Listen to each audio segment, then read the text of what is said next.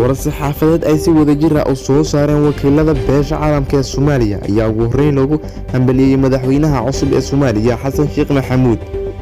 sidoo kale beesha caalamka ayaa madaxweynihii hore ee Maxamed Cabdullaahi Farmaajo ku ammaantay sida uu u fuliyay dhaqanka siyaasadeed ee Soomaaliya isla markaana uu u aqbalay natiijada doorashada. waxaan madaxweynaha xilka ka sii degay Maxamed Cabdullaahi Farmaajo ugu mahadcelinaynaa sida uu u fuliyay dhaqanka siyaasadeed ee Soomaaliya isagoo si dhaqsi ah u aqbalay natiijada doorashada, wuxuuna ballan qaaday inuu garab taageeri doono madaxweynaha dhexda doona ayaa lagu yiri warqoraalay beesha caalamka. sidoo kale qoraalkan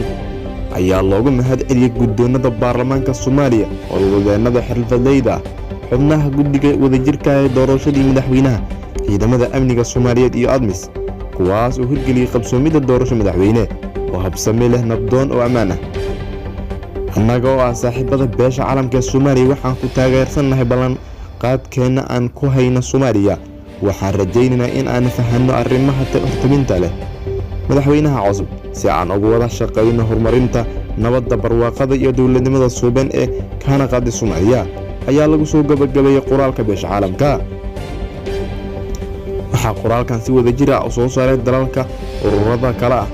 howlgalka kala guurka midowga Afrika ee Soomaaliya ee ADMIS, Canada, Shiinaha, Denmark, Masar, Ethiopia, midowga Yurub, Finland, Jarmalka, urur goboleedka IGAD, Ireland, Talyaaniga, Japan, Kenya, boqortooyada Sacuudi Carabiya, ururka jaamacadda Carabta, Holland, Norway, ururka iskaashiga dalalka Islaamka, Poland, Qatar, Ruushka, Suudaan, Sweden, Turkiga, Uganda, isutaga Imaaraadka Carabta, boqortooyada midoobay ee Britain iyo dowladda Mareykanka iyo qaramada midoobay.